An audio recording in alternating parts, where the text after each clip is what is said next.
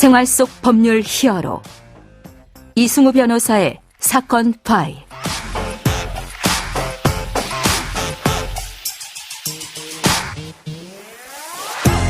안녕하세요. 사건 파일 이승우 변호사입니다. 각종 사건 사고에서 여러분을 구해드리겠습니다.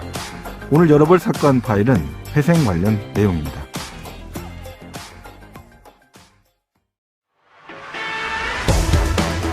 한국은행이 내일 열리는 금융통화위원회 회의에서 이번에도 기준금리를 연 3.5%로 동결할 것이란 전망이 우세합니다.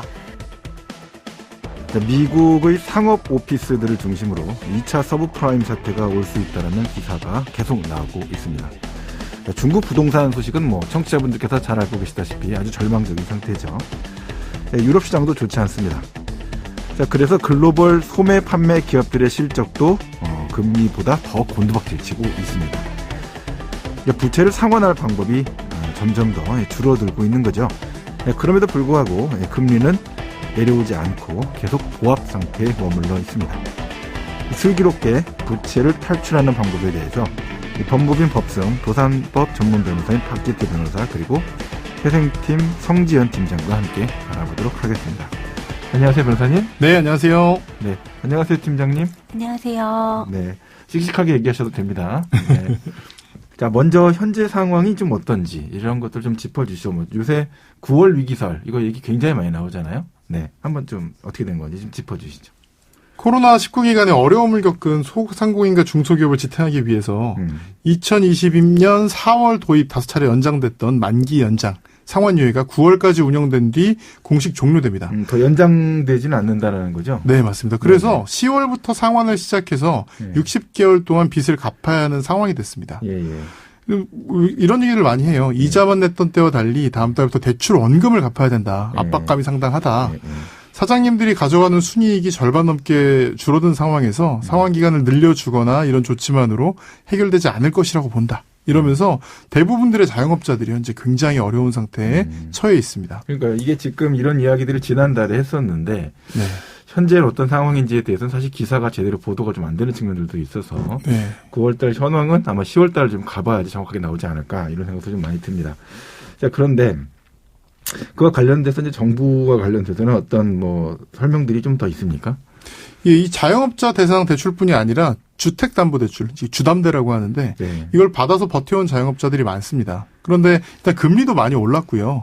또 대출받은 돈을 못 갚는 게 너무 당연해져서 이제 개인 파산이나 회생을 신청할지 모르는 상황까지 됐다고 얘기도 많이 나오고 있습니다. 실제로 소상공인연합회 조사 결과를 보면요. 빚이 증가했다는 소상공인이 응답자의 60%를 넘었고요. 부채가 늘어난 소상공인의 78%는 매출 하락을 겪고 있는 것으로 나타났습니다. 그리고 올해 7월까지 법원에 신청된 개인회생 사건이 지난해 같은 기간보다 43% 늘었는데 이 중 상당수가 소상공인이라는 게 전문가들의 대체적인 분석입니다. 자, 성지연 팀장님. 자, 이렇게 문제가 계속 발생할 때 자영업자 분들, 소상공인 분들 이런 위기를 어떻게 벗어날 수 있을지 좀 설명을 좀 해주시죠. 일단 소득이 없으시거나 기초생활 기준법상 최저생계비 이하의 경우는 파산 면책을 신청하시면 되고요. 파산을 신청해라.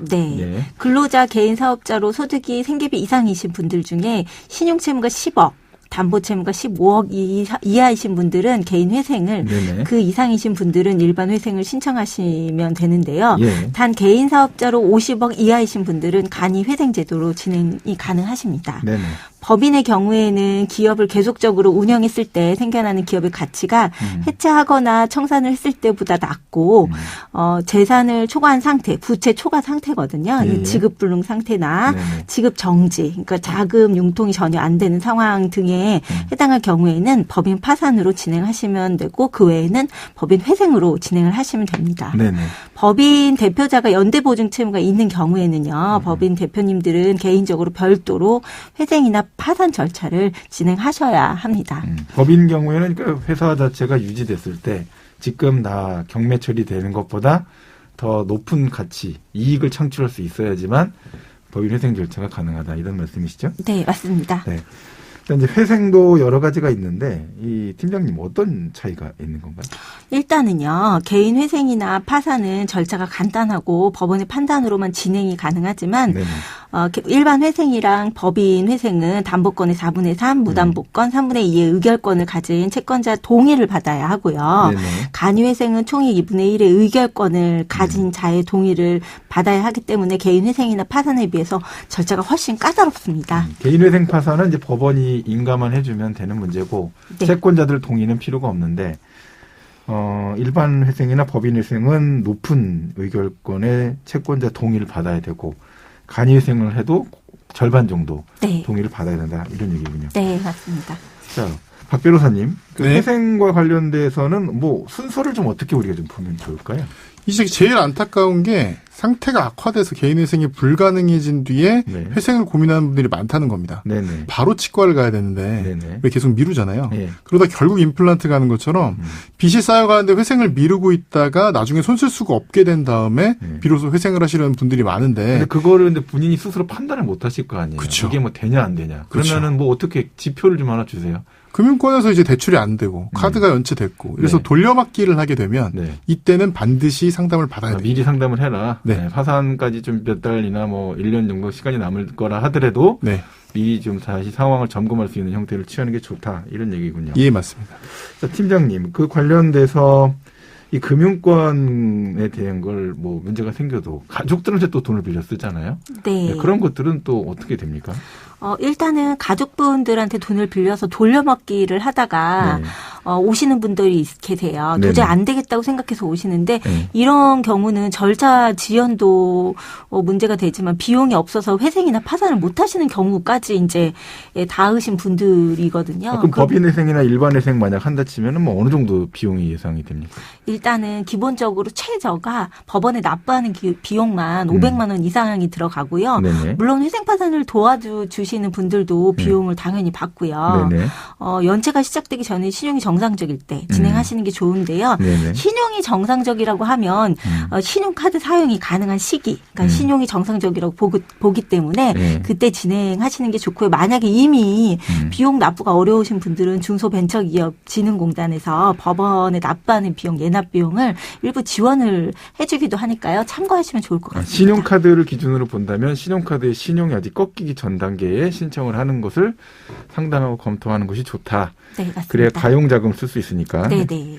자, 그러면 실제 이 사건 관련해서 주로 어떤 부분과 관련된 그 분들이 회생 파산을 신청하시나요? 이제 연체가 시작돼서 독촉을 받으면 이제 회생 파산을 해야겠다고 판단하는 사람들이 많습니다. 네네. 왜냐하면 독촉이 처음에 제일 심해요. 예. 계속 못 갚겠다고 생각하면 조금 이제 오히려 줄어드는데 네네. 이 연체가 시작된 지 얼마 안 되면 추심하시는 분들이 회수 가능성이 높다고 판단해서 독촉이 더 심합니다. 그래서 회생이나 파산을 신청하면 포괄금지처럼 압류 추심을 법적으로 막고 시작해서요. 네네. 이 연체 처음에 시작됐을 때는 이 추심을 다 받으면서 신청해서 굉장히 심적으로 많이 힘들어합니다. 네네. 그래서 3개월간의 평균 소득으로 이 원금을 조금씩이라도 갚아 나갈 수 없다. 이런 판단이 되면 회생 절차를 빠르게 진행하는 게 좋습니다. 자, 그렇다면 이제 기존에 주택담보대출이 있는 분들은 회생 파산을 진행한다고 하면 이 집은 어떻게 됩니까? 주택담보대출이 있으신 분들 중에 어떻게든 집을 지키고 싶어 하시는 분들이 많으신데요. 대부분이죠. 대부분. 네. 네. 그런데 이제 정확하게 말씀드리면 파산의 경우에는 가지고 계신 재산을 팔아서 채권자들에게 뿌려주는 그 절차이기 때문에요. 집을 지키기가 어려워요. 네네. 그리고 개인회생의 경우는 담보대출이 있으면 월 변제금 외에 별도로 변제하셔야 돼서 변제하시기가 쉽지 않습니다. 네네. 그리고 또 2.1금융권 담보대출의 경우에는요. 예. 경매를 진행하는 경우가 대부분이기도 하고요. 네네. 일반회생의 경우에는 사실 집을 지키실 수 있거든요. 예. 개인회생하고는 다르게 담보권자도 채무 조정 대상이 되세요. 네네. 그래서 3년 내지 5년 뭐 이런 식으로 잡아가지고 거기 동의를 받으면 집을 지키실 수가 있습니다. 그래서 개인회생이 절차는 간소하지만 집을 지키기가 어렵은데 반해서 일반회생 같은 경우에는 집을 지킬 수 있기 때문에 대신 빠르게 변제를 3년 정도 동의를 받는 걸로 해가지고 진행을 하시면 가능하십니다. 자, 지금까지 회생팀 팀장 성지은 팀장 그리고 박기태 변호사와 함께했습니다. 고맙습니다. 예, 감사합니다. 감사합니다. 생활 속 법률 히어로 이승우 변호사였습니다. 내일도 사건에서 여러분들을 구해드릴 사건 파일 함께 열겠습니다.